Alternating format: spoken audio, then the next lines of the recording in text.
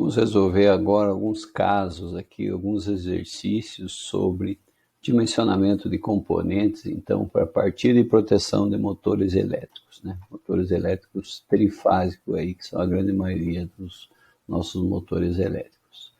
O primeiro caso, então, apresenta a seguinte situação. A gente tem um motor de que tipo de carga? É um ventilador industrial, aí ele tem a sua potência nominal aqui 5 kV, seu fator de potência em regime 0,84, seu rendimento 0,92, a sua tensão de alimentação 220. Então esses são os dados básicos que a gente precisa para fazer qualquer dimensionamento aí quando se trata de componentes de partida. E no caso aqui, os componentes propriamente ditos, eles foram escolhidos como sendo um disjuntor motor termomagnético associado com um contator. Aqui do lado, a gente tem uma representação, então, de forma unifilar, um disjuntor termomagnético e um contator acionando, então, conectando ao motor. Esse tracejado aqui representa, então, a interface entre o final do painel, ou seja, os bornes de conexão dos cabos que vêm lá do motor, lá do campo, do local que ele esteja instalado, até os bornes do painel. Contator e o disjuntor. Aqui do lado a gente já tem os valores, né? A gente vai ver como é que a gente chega nesses valores aqui de dimensionamento e especificação. Bom, uma questão que poderia aparecer aqui, então, que tipo de partida é essa? Essa é uma partida direta. Tá aqui, ó, tá escrito aqui no caso, inclusive. Aí, por que foi escolhido partida direta? Pela característica da instalação. Esse motor, por exemplo, ele não precisa de um controle de velocidade, e ele não tem uma necessidade, então, em função da sua potência dentro do sistema, de ter uma redução na sua tensão de alimentação, para não causar quedas de tensão no sistema, ou seja, ele consegue partir de maneira direta, que é a melhor situação para um motor, é partir de forma direta, já atingir sua rotação nominal, sua corrente nominal. E a questão de escolher, então, entre ser um disjuntor motor termomagnético mais contator. Poderia ser fusível, relé térmico e contator? Poderia também. É uma questão de escolha do sistema elétrico. Nesse caso aqui, foi escolhido então disjuntor motor termomagnético, já vai fazer a proteção térmica de sobrecarga e curto-circuito, e o contator aqui vai ficar chaveando, ligando e desligando, recebendo os comandos aqui de ligar e desligar o motor. Aqui a gente tem uma relação, então, o CV, né, 736 watts, e a nossa equação para calcular, então, a corrente nominal do motor a partir da sua potência mecânica no eixo 5CV vezes 736, fator de serviço indicado aqui 1, raiz de 3 do sistema trifásico, tensão nominal, a tensão da alimentação sempre entre fases, 220 volts, o seu fator de potência, 0,84, seu rendimento 0,92. Com isso a gente chega a uma corrente nominal de 12,5 amperes. Então, a partir dessa corrente nominal, a gente começa o dimensionamento dos componentes. O primeiro deles, então, como é que a gente escolhe um disjuntor? O disjuntor motor tem que ter uma corrente nominal no mínimo igual a essa corrente do motor, maior ou igual a essa corrente de 12,5.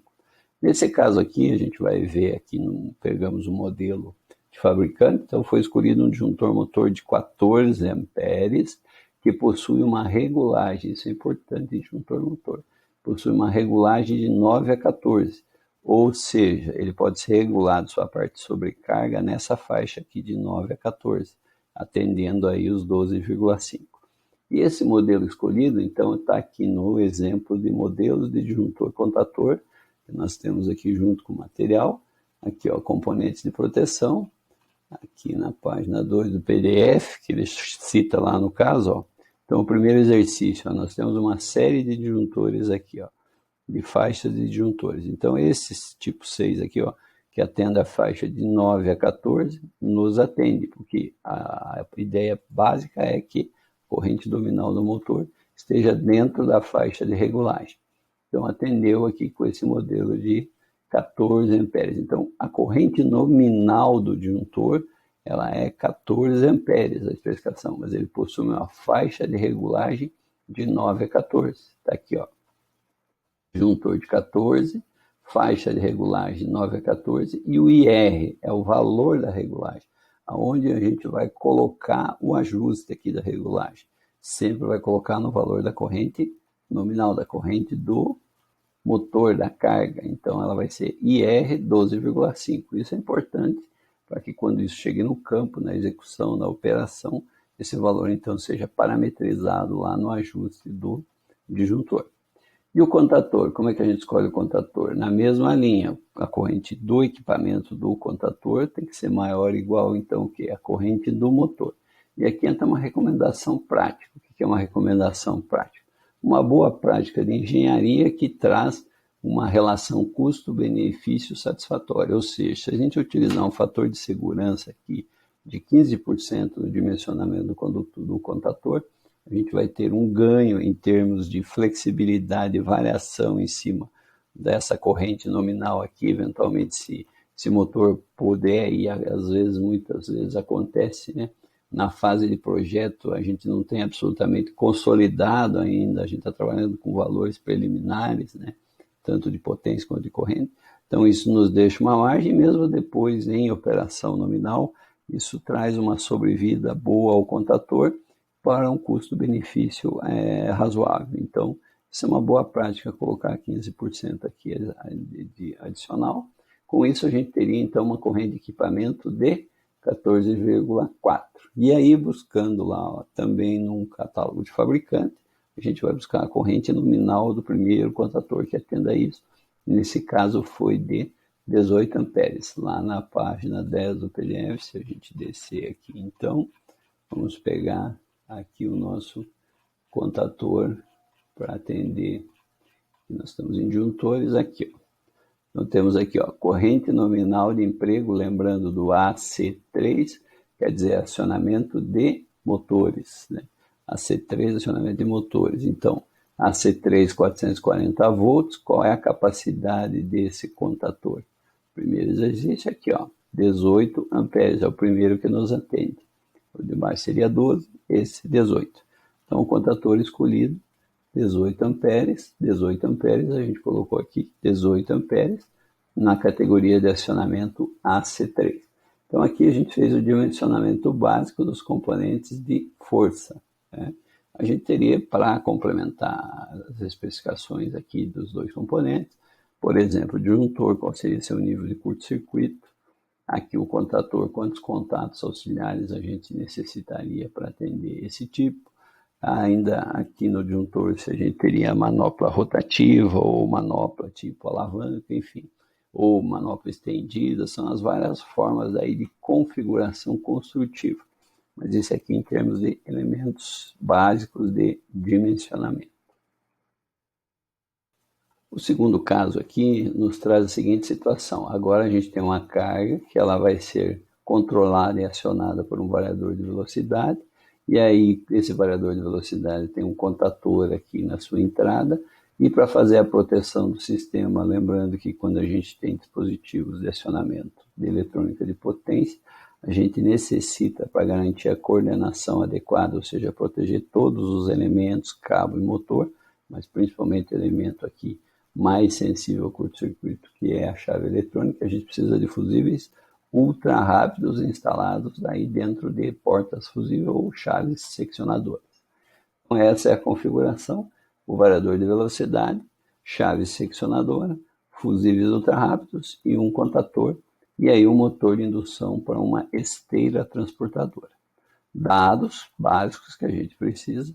Então, a potência, que tensão que ele está alimentado, vejam aqui tem um fator de serviço, 1.15, seu fator de potência em regime, rendimento e a tensão de alimentação. Corrente nominal calculada, 23 amperes. A escolha do variador de frequência, então. O variador de frequência também, assim como qualquer outra chave, a gente vai escolher pela corrente nominal do equipamento. E o I do variador de velocidade tem que ser maior que I do motor. Como recomendação prática, segue-se a mesma linha dos contatores, utilizar um fator de segurança de 15% no dimensionamento do variador. Então, o I do equipamento do variador, 15% acima de 23, 26 e 45, casa cheia, 27 amperes. O primeiro que nos atende aqui, identificado, seria um variador de 30 amperes. Um variador, então, de velocidade que atinge até 30 amperes nominal, dentro da faixa 380 a 480. Torque constante, porque isso aqui tem que ser dado. Que tipo de torque é a carga? Nesse caso, esteira transportadora, guindaste, são torques constantes, não variam com a velocidade. Já bombas ventiladoras possuem torques variáveis. E aí a gente vai então para a escolha de um modelo. Um modelo aqui, ó, de variador de velocidade. Pegamos de um fabricante, poderíamos ser de qualquer outro. Aqui, ó, a gente tem as informações aqui de torque variável, torque constante. Nós estamos trabalhando nessa coluna aqui. O primeiro que nos atende dentro da faixa, primeiro, corrente barra tensão, ou seja, 30 amperes barra dentro da faixa 380, 480. Então é esse elemento aqui, ó, com essa característica que vai nos atender. É um variador 30 amperes na faixa 380 a 480. Os fusíveis ultra rápidos, eles são indicados pelos próprios fabricantes do variador. Se a gente voltar aqui, ó, 30, 380, 480 possui uma indicação de um fusível ultra rápido de quanto? 50 amperes. Então nós vamos utilizar fusíveis ultra rápidos de 50 amperes para proteger essa chave e automaticamente a gente protegendo esse elemento de chave, os outros componentes vão estar protegidos, os cabos, os motores. Por quê? Porque a sobrecarga vai ser feita a proteção pelo quem?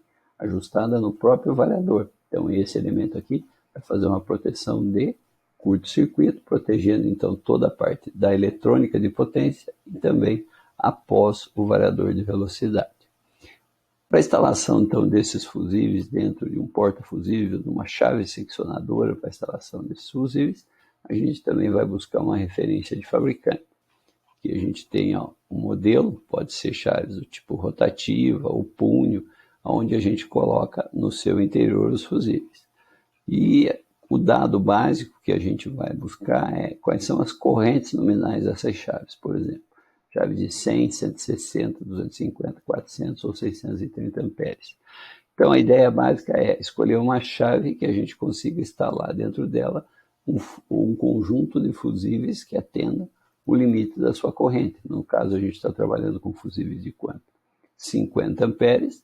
Então a primeira chave que nos atende é uma chave de 100 amperes. Se a gente for aqui, então, nesse segundo exercício, seria esse modelo aqui, ó. Corrente nominal de operação, IE dela, 100 amperes, chave seccionadora. Aqui tem um modelo desse fabricante, um modelo comercial, o código comercial dele. Mas para nós, o importante aqui é a referência de corrente. Então, ela tem uma referência de corrente de 100 amperes, ela consegue, então, ser compatível com esses fusíveis aqui de 50. Então, o nosso esquema unifilar aqui, identificando os componentes, nos nossos fusíveis ultra rápidos 50 amperes, nossa chave seccionadora 100 amperes, contator. Opa, aonde que a gente viu o contator? O último elemento aqui, conforme partida direta. Então, a corrente do contator maior ou igual ao que? Corrente nominal, usando aquela recomendação prática de 15%. Então, nós chegaríamos a 27. E aí, se a gente for buscar aqui nos modelos de contator, 27, segundo exercício, 32 amperes, em AC3, que é acionamento de motores.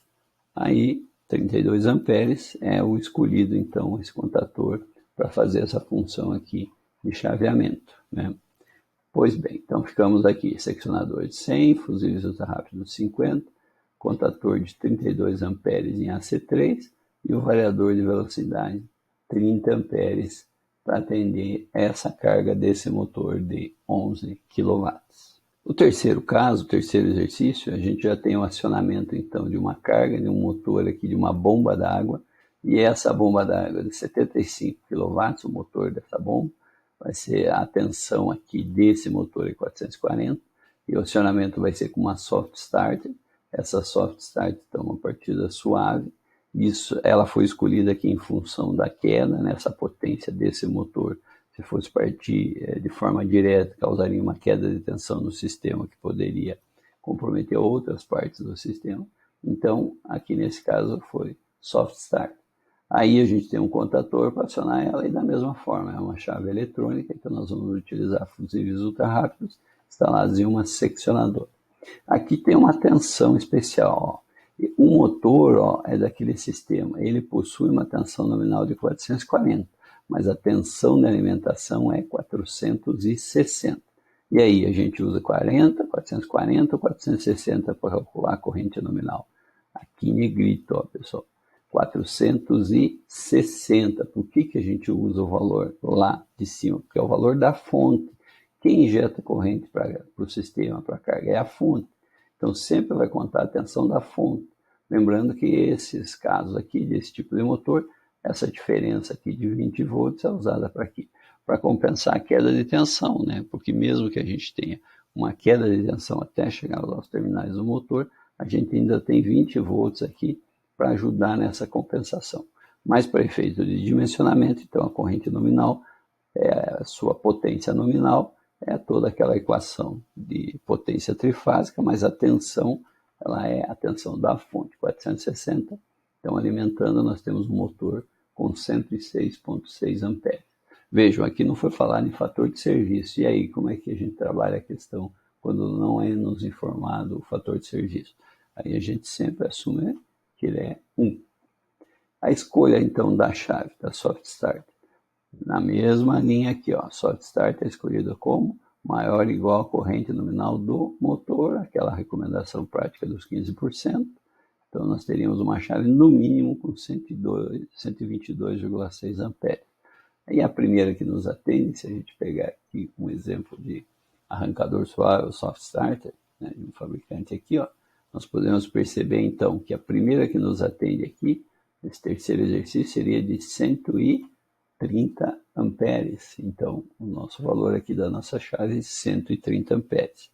O fusível ultra rápido, que faz a proteção, lembrando novamente, equipamentos eletrônicos, eletrônica de potência, chave, soft start, variador de velocidade, a proteção completa, adequada da coordenação tipo 2, proteção integral de todos os componentes, cabos e carga, é feita através de fusíveis ultra rápidos. E esses fusíveis ultra rápidos, então, olhando aqui, ó, esse fabricante diz, se a gente está usando uma chave de 130, os fusíveis ultra rápidos que fazem a proteção adequada dessa chave são de 315 amperes.